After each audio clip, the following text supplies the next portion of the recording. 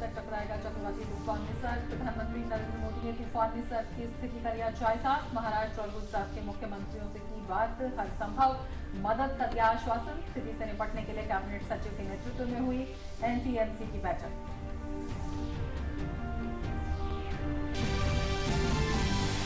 प्रधानमंत्री नरेंद्र मोदी ने अमेरिकी राष्ट्रपति डोनाल्ड ट्रंप से टेलीफोन पर की बातचीत। पीएम मोदी ने रचनात्मक और दूरदर्शी दृष्टिकोण के लिए राष्ट्रपति ट्रंप की सराहना की। ट्रंप ने कहा, G7 में भारत को शामिल करते हुए संगठन के विस्तार की जताई इच्छा। ट्रंप ने पीएम मोदी को G7 सम्मेलन में हिस्सा लेने का दिया निमंत्रण।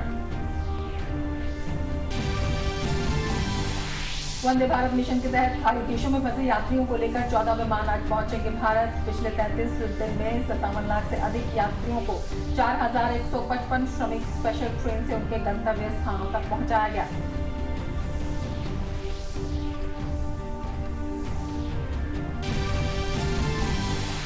देश में कोरोना से उपचार के बाद ठीक होने वाले लोगों की दर बढ़कर हुई 48.07%। देश में संक्रमित मरीजों की संख्या 1 लाख के पार। इलाज के बाद 1 लाख से अधिक लोग हुए स्वस्थ। दुनिया भर में 63 लाख से अधिक लोग कोरोना से संक्रमित। मरने वाले लोगों की संख्या 3.80 लाख के पार पहुंची। ब्राजील में मरने वालों की संख्या 31,000 के करीब।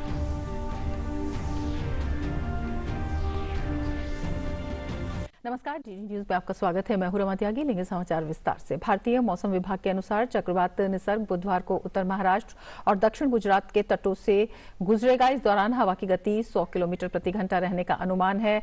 पालघर, पुणे, ठाणे, मुंबई, रायगढ़, धुले और नंदुरबार, नासिक में बुधवार को भारी वर्षा होने की संभावना है। इससे पहले अरब सागर में बना भारी दबाव मंगलवार दोपहर में तूफानी चक्रवात में तब्दील हो गया। गुजरात और महाराष्ट्र के कुछ तटीय इलाकों में चक्रवात निसर्ग को लेकर चेतावनी जारी कर दी गई है। एनडीआरएफ ने दोनों राज्यों के तटीय जिलों में 33 टीमें तैनात की हैं। वहीं नौसेना के मुंबई स्थित पश्चिम कमान ने भी अपनी सभी टीमों को अलर्ट कर दिया है। और ज्यादा जानकारी के लिए हमारे संवाददाता शिशिर शेलार मुंबई से जुड़ रहे हैं। शिशिर, सबसे पहले यही जानना चाहेंगे कि किस तरह के दिशा निर्देश जारी किए गए हैं एहतियात के तौर पर। शिशिर, बिल्कुल। हालांकि देखिए, मुंबई की हम बात करें तो मुंबई से लगा सटा हुआ जो इलाका है, फिर मुंबई सबब हम बात करें और इसके आगे की हम बात करें, फिर चाहे वो रायगढ़ का इलाका हो या फिर पालघर का इलाका हो, यहाँ पर भी जो एनडीआरएफ की टीम जो है पहले ही पहुंच चुकी थी। एनडीआरएफ की टीमों ने जो है यहाँ से इवैक्यूएशन भी शुरू किया था। जो लोग यहाँ पर झुग्गी झोपड़ियों में रह रहे थे, खास तौर पर जो समुद्र किनारे जो रह रहे थे, उनको जो है रिलीफ कैंप में भेजा गया है। उनसे कहा गया है कि चूंकि साइक्लोन जो है हवाएं तेज बह सकती है और इसीलिए कहीं ना कहीं उनके लिए खतरा भी है। दूसरी महत्वपूर्ण बात मुंबई वासियों के लिए, मुंबई के लिए ये थी कि जो फिशरमैन थे यहाँ पे, जो कोली समाज है, वो जो है डीप सी में गए थे फिशिंग के लिए, उनको कहा गया है कि वो भी जल्द से जल्द लौट आए। तो अभी सभी जो है जहाज जो है उनके वो जो है फिर से किनारे पर आ चुके हैं। हालांकि स्टेट डिपार्टमेंट की तरफ से भी और एनडीआरएफ की तरफ से भी लोगों को हिदायत दी है कि अगर जरूरत हुई तो ही घर से बाहर निकले अथवा घर से बाहर ना निकले। और खास तौर पर जो समुद्री इलाके हैं, तटीय इलाके हैं, वहां पे लोगों को हिदायत दी कि वो घर से बाहर ना निकले। मैं पीछे इस वक्त मैं ये नजारा दिखाना चाहूंगा। हालांकि समुद्र में अभी इस वक्त तेज हवाएं नहीं आ रही, लेकिन ये कहा जा रहा है कि 11 बजे से लेकर 12 बजे के बीच तेज हवाएं चलना शुरू हो जाएगी। अलीबाग से जो इसका असर दिखना शुरू होगा। अलीबाग चूंकि मुंबई से 100 किलोमीटर दूरी पर है यहाँ से, वहां पर इस जो है साइक्लोन का असर पहला देखने शुरू मिलेगा और उसके बाद उत्तरी दिशा की ओर बढ़ते बढ़ते साइक्लोन जो है फिर मुंबई से फिर पालघर से फिर गुजरात का जो इलाका है वहां पर जो है ये साइक्लोन बढ़ने की यहाँ पर आशंका जताई जा रही है। हालांकि मुंबई में ये पहली बार होगा, अगर मुंबई का इतिहास देखें तो 100 सालों में शायद ये पहली बार जो साइक्लोन है मुंबई को हिट कर रहा है। ऐसे में मुंबई वासी भी, मुंबई प्रशासन भी और राज्य सरकार भी सतर्कता बरत रही है यहाँ पर। और साथ ही साथ बात करें, हम कोस्ट गार्ड की बात करें, इंडियन नेवी की बात करें या फिर इंडियन एयरफोर्स की बात करें, तीनों को ये जो कहा गया है कि वो तैयार रहे अगर किसी प्रकार की अनुचित घटना घटती है तो ये तीनों भी सेवाएं जो है सरकार के लिए सामने आ सकती है। दूसरी महत्वपूर्ण बात यह है कि महाराष्ट्र से यानी मुंबई से खासतौर पर जो चलने वाली लंबी दूरी की जो ट्रेनें हैं उनको रीशेड्यूल किया गया है। कुछ फ्लाइट्स है उनको कैंसिल कर दिया गया है और सरकार की तरफ से यह भी कहा गया है कि जो इलाके हैं, खासतौर पर जो तटीय इलाके हैं, वहां पर जो है जो केमिकल फैक्ट्रीज है उनको पहले से ही कहा गया था कि वो अपना ऑपरेशन कुछ 1-2 दिनों के लिए बंद रखे।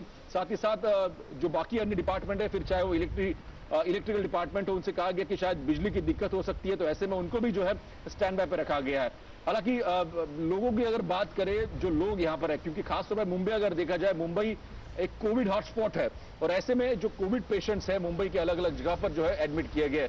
खास तौर पर मैं बताना चाहूंगा कि मुंबई के जो बांद्रा कुर्ला कॉम्प्लेक्स में जो एक अरेंजमेंट बनाई गई थी, एक मेकशिफ्ट अरेंजमेंट थी, टेम्पररी अरेंजमेंट बनाई गई थी कोविड सेंटर की। हालांकि यहाँ पर जो लोग हैं, यहाँ पे जो लोग एडमिट किए थे, सरकार की तरफ से एहतियात बरता जा रहा है और उन लोगों को जो है अन्य स्थलों पर अभी इस वक्त जो है लिया गया है जो कोविड पेशेंट्स। हालांकि अन्य यहाँ पर जैसे कि वर्ली में अगर देखा जाए, वर्ली में एक सेंटर है, बड़ा सेंटर है, वहां पर इन लोगों को शिफ्ट कर दिया गया। अमूमन इसी प्रकार से जो रत्नागिरी की बात करें, हम रायगढ़ जिले की बात करें या फिर पालघर जिले की बात करें, क्योंकि पालघर अगर मैं कहूंगा तो ये भी अंदाजा कहीं ना कहीं आईएमडी से जताया गया है कि इसका इस पूरे साइक्लोन को जो लैंडफॉल होगा वो लैंडफॉल पालघर और गुजरात, चूंकि बॉर्डर है महाराष्ट्र की, इन दोनों के बीच में होगा। तो ऐसे में एनडीआरएफ की टीम भी वहां पर सतर्क है, क्योंकि वहां सबसे ज्यादा तेज हवाएं चलने की आशंका जो है आईएमडी के जरिए जताई गई है। तो वहां पर भी एनडीआरएफ के साथ साथ बाकी अन्य टीम भी वहां पर जो है डिप्लॉय की गई है। हालांकि उत्तरी महाराष्ट्र की बात करें तो उत्तरी महाराष्ट्र के कई इलाके, फिर चाहे वो नासिक का इलाका हो या फिर हम बात करें पुणे के भी, तो यहाँ पर तेज बारिश हो सकती है और इसीलिए वहां पर जो किसान है, यहाँ पर जो आम लोग हैं, उनसे भी ये कहा गया है कि बारिश की संभावना जताई जा रही है। ऐसे में लोग जो है घर से बाहर ना निकले, घर में ही रहे। हालांकि मुंबई की, जैसे मैंने पहले भी कहा था कि मुंबई की बात करें तो मुंबई के जहां पे इस वक्त खड़ा हूं मैं, वर्ली का इलाका है या फिर इससे आगे जू का इलाका है, वर्सोवा का इलाका है, चूंकि वहां पर कई सारे लोग इन कोस्टल एरियाज में रहते हैं। वहां पर जो है कल एनडीआरएफ की टीम ने इवैक्यूएशन शुरू किया था, कुछ लोगों को रिलीफ कैंप जो है एनडीआरएफ की टीम लेके गई है और साथ ही साथ आज भी अगर देखा जाए, चाहे वो पुलिस बल हो चाहे एनडीआरएफ हो, इन सभी जगह पर तैनात किया गया है। जी बिल्कुल, पालघर और रायगढ़ की आपने बात की है, बेहद संवेदनशील भी हैं ये दोनों इलाके। यहाँ पर कई न्यूक्लियर और रासायनिक जो है पुराने संयंत्र भी हैं। किस तरह से विशेष सावधानी यहाँ पर बरतने की जरूरत है, किस तरह के इंतजाम वहां पर किए गए हैं?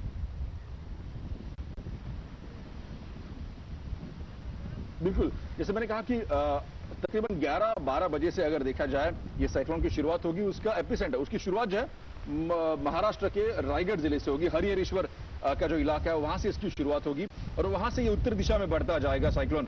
और ये बढ़ने के दौरान हवा की जो रफ्तार है वो भी काफी तेज रहेगी। हालांकि इस वक्त जो जानकारी हमें प्राप्त हो रही है उसके अनुसार तकरीबन 20 किलोमीटर जो है पर आवर हवा की इस वक्त रफ्तार है, लेकिन वो रफ्तार जब तो साइक्लोन किनारे की तरफ बढ़ेगा तो ये रफ्तार और शायद बढ़ सकती है, ऐसा अंदाज यहाँ पे किया गया। तो ऐसे में यहाँ का जो इलाका है, यहाँ पे कुछ इंस्टॉलेशंस है, कुछ केमिकल फैक्ट्रीज यहाँ पर है, उनको ये कहा गया है कि उनका ऑपरेशन पूरी तरीके से बंद किया जाए।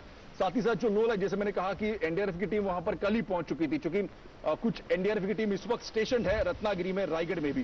हालांकि उन्होंने कल जो है पूरा कोस्ट लाइन है वहां से उन्होंने मार्च पास किया था, उन्होंने रेकी की थी और रेकी करने के बाद जो जगह उनको लगी कि शायद वो ठीक नहीं है, वहां से लोगों को उन्होंने इवैक्यूएट किया। क्योंकि इन जगह पर कई अगर देखा जाए कोस्टल एरियाज पे कई सारे मछुआरे हैं, उनके घर है, कच्चे घर है, झुग्गियां हैं। तो ऐसे में उन लोगों को भी जो एनडीआरएफ की टीम के द्वारा हिदायत दी थी कि आप जो है रिलीफ कैंप में जाइए और इसीलिए प्रशासन ने, अगर बात करें लोकल प्रशासन ने, वहां पर जो है एक रिलीफ कैंप बनाए थे इन अलग अलग जगहों पर, जो पक्के घर है या फिर बिल्डिंग्स है, वहां पर इन लोगों को शिफ्ट किया था। हालांकि इस इलाके में बड़े पैमाने पर मछुआरे भी रहते हैं, जैसे मैंने कहा, और कई सारे मछुआरे, कल तक जो हमें बात जो इन्फॉर्मेशन प्राप्त हुई थी, कई सारे मछुआरे समुद्र में थे। हालांकि कोस्ट गार्ड के जरिए, इंडियन नेवी के जरिए उनको ये मैसेज दिया गया है कि वो जल्द से जल्द किनारे पर लौटे। शिशिर, आप हमारे साथ बने रहे, पालघर की आप बात बता रहे हैं, जो है फिर से लौटा है। जी बिल्कुल, आप बने रहे हमारे साथ। अभी हम देख लेते हैं फिलहाल की पालघर में एनडीआरएफ के अधिकारी ने क्या कहा है।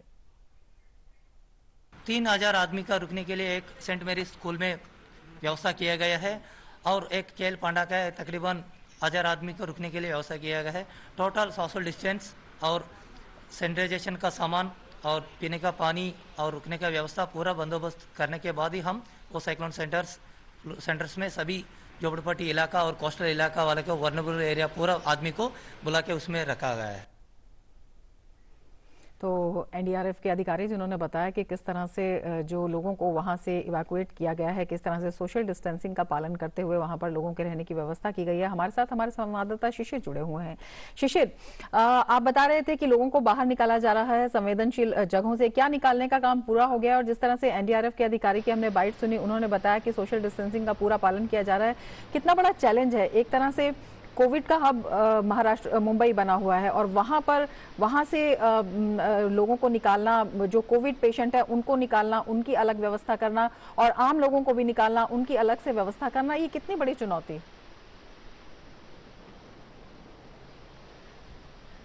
बिल्कुल, दो तरफा मार कहीं ना कहीं मुंबई इस वक्त झेल रहा है। एक जो है कोविड की मार है, तो दूसरी ओर हालांकि निसर्ग साइक्लोन की मार है।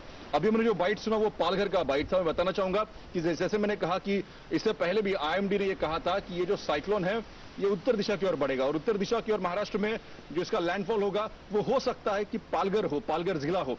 और इसीलिए पालघर में विशेष तौर पर इंतजाम किए गए हैं। पालघर में जो इलाके कोस्टल, फिर वो मोरबी का इलाका हो, पालघर में किलवा माहिम का इलाका हो, ये सारे इलाके हैं जहां पर जो है एनडीआरएफ की टीमें कल ही पहुंच चुकी थी और इन जगह पर उन्होंने रेकी की थी। और कुछ लोगों को वहां से जो है, जैसे मैंने कहा कि कुछ झुग्गियां झोपड़ियां हैं, कुछ कच्चे घर है, जो मछुआरे वहां पर रहते हैं, उनको जो वहां से इवैक्यूएट करके जो स्कूल्स है, स्कूली जो इमारत है वहां पर रखा गया और साथ ही साथ जो बाकी रिलीफ कैंप है वहां से दूर, वहां पर इन लोगों को शिफ्ट किया है।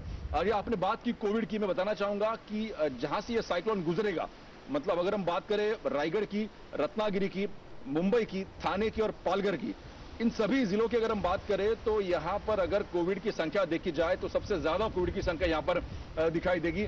अमूमन जो आंकड़ा इस वक्त महाराष्ट्र का है उसमें अगर इन सभी इलाकों को जोड़ दिया तो सबसे ज्यादा कोविड के पेशेंट्स इन इलाकों से निकलते हैं। मुंबई में सबसे ज्यादा, उसके बाद थाने है, उसके बाद नवी मुंबई का इलाका है, उसके बाद रायगढ़ है, पालघर में भी है, जो है आंकड़े दिन ब दिन बढ़ते जा रहे हैं। तो ऐसे में इन सभी इलाकों में हालांकि कई सारे पेशेंट्स हैं जिनको कोविड सेंटर्स में रखा गया है। हालांकि सरकार ने कुछ टेम्पररी कोविड सेंटर्स बनाए थे, जैसे कि मुंबई में बैंड्रा कुर्ला कॉम्प्लेक्स एक बड़ा सेंटर सरकार ने बनाया था। महज 10-15 दिनों में ये सेंटर शुरू हो गया था। वहां पर तकरीबन कुछ लोग वहां पर थे, 1000 बेड्स की वहां पर क्षमता है। कुछ लोग वहां पर एडमिट भी थे कोविड पेशेंट्स, हालांकि उनको अब सरकार ने दूसरी जगह शिफ्ट किया है, जो दूसरा कोविड सेंटर है। इसी तर्ज पर अगर बात करें हम पालघर की भी या फिर थाने की भी या फिर रायगढ़ की भी, यहां पर भी जो है सरकार ने व्यवस्था की थी कोविड पेशेंट्स के लिए। तो जहां पर ये व्यवस्था की थी सरकार, अब इन पेशेंट्स को जैसे हमने बाइट सुना, सोशल डिस्टेंसिंग रखते हुए उनको रिलीफ कैंप में जो इस वक्त भेजा जा रहा है। रिलीफ कैंप में हालांकि मेडिकल प्रोवाइड की जाएंगी, खाने की व्यवस्था उनको की जाएगी और साथ ही साथ जो लोग विस्थापित हुए हैं, क्योंकि कई सारे मछुआरे भी है, तो उनके लिए भी व्यवस्था करनी सरकार को बहुत जरूरी थी। इसलिए सरकार ने वो व्यवस्था भी जो है इन अलग अलग इलाकों में की है। बिल्कुल शिशिर, ये भी जानना चाहेंगे कि ये जो सेंटर्स हैं ये कहाँ पर किस तरह से बनाए गए हैं, जो इनका भौगोलिक स्थिति है उसका आकलन करके किस तरह से कितने सेंटर्स बनाए गए हैं और क्या ये जो इवैक्यूएशन का काम है ये पूरा हो चुका है?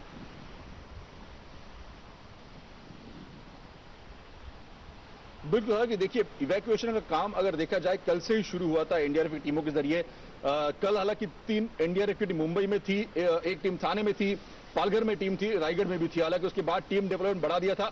अब अगर आंकड़ा देखा जाए तो 20 टीमें इस वक्त जो है एनडीआरएफ की इन सभी कोस्टल इलाकों में मौजूद है। तो ये टीम जो है कल से ही रेकी कर रही है, जो कि खतरनाक जो इलाके हैं वहां पर उन्होंने रेकी की है। जो लोग वहां पर रह रहे हैं उनको भी हिदायत दी घर से बाहर ना निकले और जो कच्चे घर है उनको हालांकि मूव कर दिया। हालांकि सेंटर्स की अगर हम बात करें, हालांकि आंकड़ा अब तक हमें मिल नहीं पाया, लेकिन जो इन्फॉर्मेशन हमें मिल पाई है उसके अनुसार महाराष्ट्र के जो मुख्यमंत्री और साथ ही साथ जो चीफ सेक्रेटरी है उन्होंने लोकल एडमिनिस्ट्रेशन को या फिर जिलाधिकारी को यह कहा है कि डिस्ट्रिक्ट लेवल पर हालांकि अलग अलग सेंटर्स बनाए जाए, फिर चाहे वो स्कूली इमारतें हो या फिर अन्य गवर्नमेंट जो ऑफिसेस है वहां पर अगर हो सके तो इन लोगों को शिफ्ट किया जाए। हालांकि आंकड़ा अब तक हमारे पास प्राप्त ये नहीं हुआ कि कितने लोगों को वहां पर इवैक्यूएट किया है, लेकिन हालांकि अलग अलग जगह पे, चूंकि कल अगर देखा पालघर में तकरीबन 1500 लोगों को इवैक्यूएट किया था एक एनडीआरएफ की टीम ने, उन्होंने कहा था। तो ऐसे एनडीआरएफ ने जो सूचना दी है उसका भी पालन इस वक्त जो है लोकल गवर्नमेंट के जरिए किया जा रहा है और साथ साथ राज्य सरकार ने भी कई सारे प्रावधान किए इन इलाकों में और वहां पर इन लोगों को जो है शिफ्ट किया जा रहा है। जैसे मैंने कहा कि विस्थापित लोग भी बड़ी तादाद में है, उनको कुछ दिनों के लिए विस्थापित किया जाएगा, लेकिन उनके साथ साथ अगर देखा जाए तो कोविड पेशेंट्स भी है, तो उनके लिए भी अलग व्यवस्था सरकार ने यहाँ पर की है। जी बिल्कुल। शिशिर, ये भी जानना चाहेंगे कि बताया जा रहा है 1891 के बाद ये पहली बार है जब इस तरह का कोई चक्रवाती तूफान मुंबई के तटीय इलाकों को छू रहा है। तो ऐसे में जो जन सामान्य है, तमाम दिशा निर्देश जो जारी किए गए हैं उनके लिए भी कि उन्हें क्या करना चाहिए, क्या नहीं करना चाहिए, डू एंड डोंट्स की एक विशेष सूची होती है कि उन्हें अपने पास अगर इस तरह कोई भी स्थिति पैदा होती है तो क्या जरूरी चीजें रखनी चाहिए या जो उनके विभिन्न वाहन हैं उन्हें किस तरह से रखना चाहिए, कहाँ रखना चाहिए, इसके बारे में भी कुछ दिशा निर्देश या कोई सूची इस तरह की जारी की गई है क्या?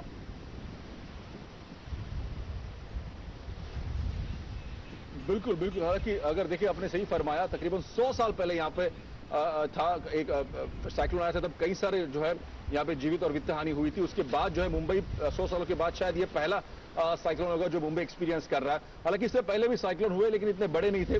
लेकिन जिस प्रकार से बाकी अन्य साइक्लोन है उसकी क्षमता में देखा जाए, इस साइक्लोन की क्षमता भले थोड़ी कम है, लेकिन जिस प्रकार से मुंबई वासियों की बात करें तो मुंबई वासियों को ये अगर देखा जाए तो कई सालों के बाद ये पहला अनुभव होगा कि इस प्रकार का साइक्लोन मुंबई में आ रहा है। हालांकि इसके लिए जैसे मैंने कहा, सरकार ने पहले से व्यवस्था की थी। सरकार ने जो है रेडियो के जरिए उनके या फिर मोबाइल वैन्स के जरिए मुंबई के अलग अलग इलाकों में, खासतौर पर जहां पर में ये इलाका है, वर्ली का इलाका है, जू का इलाका है, वर्सोवा का इलाका है, इन जैसे कोस्टल इलाकों में मोबाइल वैन के जरिए लोगों को यह पहले ही कहा गया था कि क्या करना है। बीएमसी के जरिए एक लिस्ट जारी की है जिसमें डूज और डोंट्स, क्या करे क्या ना करे, इसकी एक कहीं ना कहीं लिस्ट है, वो भी जारी की गई है लोगों के लिए। लोगों को इस दौरान हालांकि लोग घर में रह के हालांकि घर में सेफ रह सकते हैं, क्या वक्त होगा साइक्लोन का, किस वक्त ये मुंबई से गुजरेगा, ये सभी चीजें उसमें दी गई, क्योंकि लोगों के लिए वो काफी महत्वपूर्ण है। और इसीलिए आज मुंबई की सड़कों पे, हालांकि मुंबई में देखा जाए तो आज का पहला दिन है लॉकडाउन का, आज लॉकडाउन खुलने का 3 जून का पहला दिन है, लेकिन इसके बावजूद भी सड़कों पर है वाहने जो है, जो व्हीकल्स है वो बहुत कम है।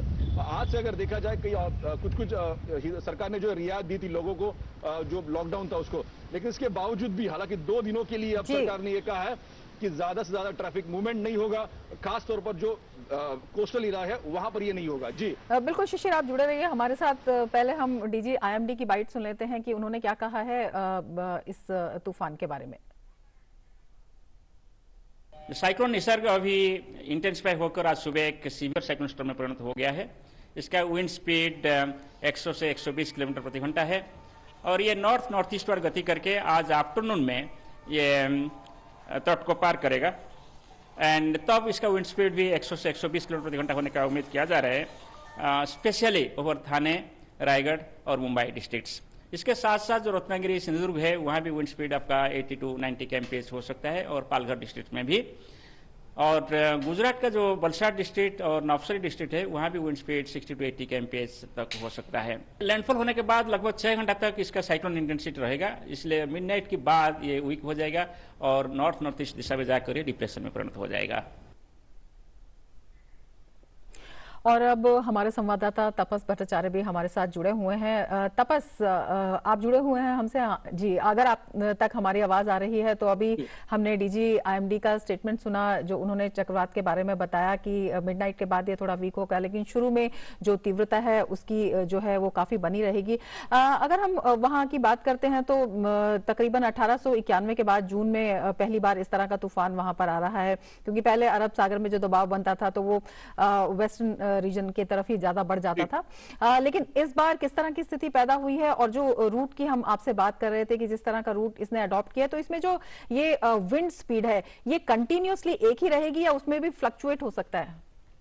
विंड स्पीड जो है वो मूव करती रहेगी। इनफैक्ट मैं अभी आपको बता दूं, इस वक्त जो साइक्लोन की स्पीड है वो करीब 13 किलोमीटर पर आवर की स्पीड से साइक्लोन मूव कर रहा है, विंड स्पीड नहीं, ये साइक्लोन स्पीड मूव कर रहा है। और इस वक्त ये करीब करीब 130 किलोमीटर दूर है अलीबाग से, जो कि माना जा रहा है अलीबाग का जो इलाका है उसके अलीबाग के पास इनफैक्ट जो इलाका है वहां पे ये इसका लैंडफॉल होगा करीब 12:30 से लेकर 3:30 बजे के बीच में।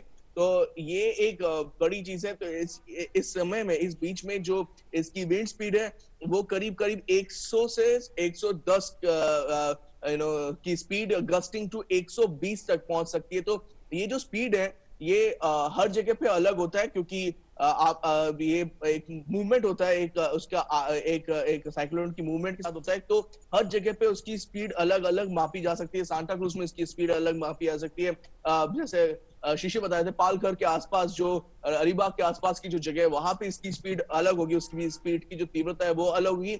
जो आई है, जो मैं बार बार कह रहा हूँ, आई जो है वो आ चुका है, उसका रडार पे जो डॉपलर रडार है गोवा में और महाराष्ट्र में उसको लेके उससे जो ट्रैकिंग हो रही है उसके जरिए वो जो आई है वो पता चल चुका है। और आई का जो डायमेंशन है, जो इनर डायमीटर है, जो हम बात करते हैं कि कितनी बड़ी है, कितना उसकी तीव्रता है वो करीब करीब इस वक्त 65 to 70 किलोमीटर के करीब उसको रखा गया। तो 65 किलोमीटर आप समझ के चलिए कि उसकी अगर उसकी डायमीटर है, तो उसके आसपास का जो इलाका है, जो साइक्लोन का जो इम्पैक्ट पड़ेगा अलीबाग के आसपास से लेके 400 किलोमीटर का जो इलाका है, वहां पे ये मैसिव इम्पैक्ट पड़ने वाला है। और उस वजह से उस जगह पे जो स्पीड है, वो विंड स्पीड कुछ जगह पे 80 भी हो सकती है, कुछ जगह पे 90, 120 जो क्रिटिकल एरिया है, पालघर अलीबाग का जो इलाका है, रायगढ़ का जो डिस्ट्रिक्ट है, वहां पे 120 तक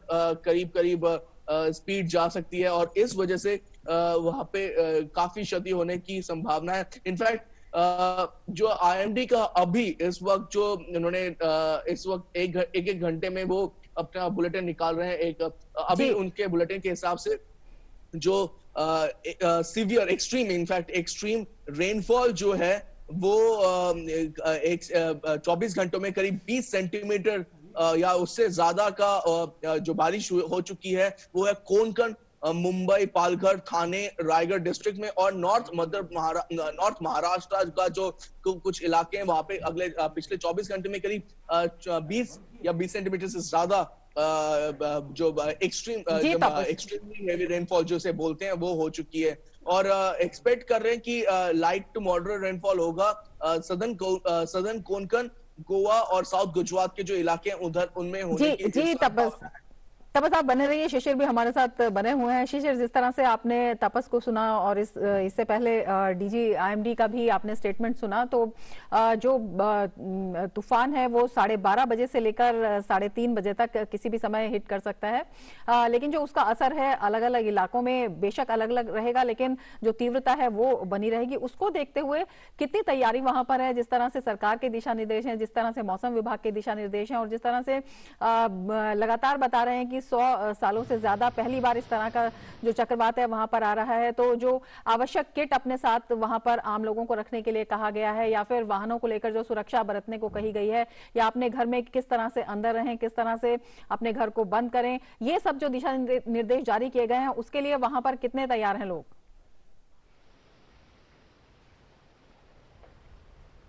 बिल्कुल, हालांकि मैं इसमें एक और बात जोड़ना चाहूंगा, जिस प्रकार से तपस ने कहा कि अरेबियन सी में इससे पहले भी हालांकि कई सारे चक्रवात तूफान जो है हमने देखे हैं, लेकिन हालांकि जब उनका रुख होता था, अगर वो नॉर्थ की ओर बढ़ रहा है तो कहीं ना कहीं उनका रुख हमेशा गल्फ की ओर होता था, फिर चाहे ओमान की हम बात करें या फिर अरब की बात करें, तो उसकी तरफ जो है ये चक्रवात तूफान जो है रुख किया करते थे।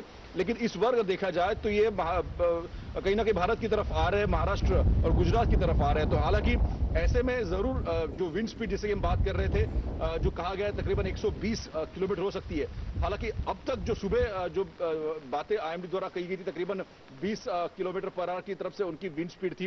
हालांकि आते आते इसका असर जो है खास तौर पर महाराष्ट्र के जो उत्तरी इलाका है वहां पर ज्यादा दिखाई देगा, और इसीलिए इसका असर आज भी दिखाई दे रहा है। और कल से कहीं ना कहीं इसका असर देखने की शुरुआत हो रही थी, क्योंकि कुछ कुछ जगह पर महाराष्ट्र में, खासतौर पर इन कोस्टल इलाकों में, हम बात करें कोंकण की, जहां पर रत्नागिरी, रायगढ़ ये जिले हैं, यहां पर बरसात हो रही है। साथ ही साथ मुंबई में, नासिक में, पुणे में, इन जगह पर भी हालांकि रुक रुक कर बरसात हो रही है। और इसीलिए नासिक, हालांकि अगर देखा जाए कोस्टल इलाका नहीं पड़ रहा है, लेकिन उत्तर महाराष्ट्र का एक सबसे महत्वपूर्ण इलाका है, यहां पर भी कल से जो हालांकि बारिश शुरू हुई थी, और वहां पर भी प्रशासन ने कहा था कि लोग जो है घर से बाहर निकले। वहां पे जो एग्रीकल्चर एक्टिविटीज है, जो फार्मर्स है, उनको भी ये कहा था कि बरसात हो सकती है, 2-3 दिनों तक यहाँ पे बरसात हो सकती है। हालांकि जो एक्चुअल मानसून पीरियड है वो आने के लिए अभी और वक्त है, क्योंकि IMD ने कहा था कि मानसून मुंबई में आने के लिए, फिर महाराष्ट्र में आने के लिए तकरीबन और 4-5 दिन जा सकता है। लेकिन अब जो वर्षा हो रही है उसके पीछे प्रमुख कारण साइक्लोन रहा है, और इसीलिए जो उत्तरी महाराष्ट्र इलाके, कोंकण और उत्तर महाराष्ट्र का जो इलाका है, यहाँ पर कल शाम से अगर देखा जाए बरसात रुक रुक कर हो रही है। हालांकि लो लाइन एरियाज है, मुंबई की बात करें या फिर मुंबई से सटे हुए अलग इलाके हैं, थाने की बात करें, नवी मुंबई की बात करें, यहाँ पर जो लो लाइन एरियाज है यहाँ पर भी बरसात हो रही है। लेकिन ये बरसात इतनी बड़ी तादाद में नहीं है, लेकिन जाहिर सी बात है इसका जो असर होगा, मतलब विंड स्पीड होगा, वो सबसे ज्यादा होगा। बिल्कुल बिल्कुल, असर उसका जो है वो ज्यादा होगा और पर्याप्त सावधानी बरतने की जरूरत है। आप भी अपना ख्याल रखिए शिशिर। तमाम जानकारी के लिए शिशिर आपका और तापस आपका बहुत बहुत शुक्रिया। तो 12:30 बजे से लेकर 3:30 बजे के करीब निसर्ग चक्रवात मुंबई के उत्तरी तटीय इलाकों में टकरा सकता है। मौसम विभाग के बुलेटिन ने इस बात की जानकारी दी है। हमारे संवाददाता बता रहे थे कि तमाम तैयारियां वहां पर इससे निपटने की पूरी कर ली गई हैं। जो एनडीआरएफ की टीम है वो कल से ही लगातार वहां पर लगी हुई है और लोगों को सुरक्षित स्थानों पर पहुंचा रही हैं, सोशल डिस्टेंसिंग का ध्यान रखते हुए। इसके साथ ही इस बुलेटिन में फिलहाल इतना ही। नमस्कार।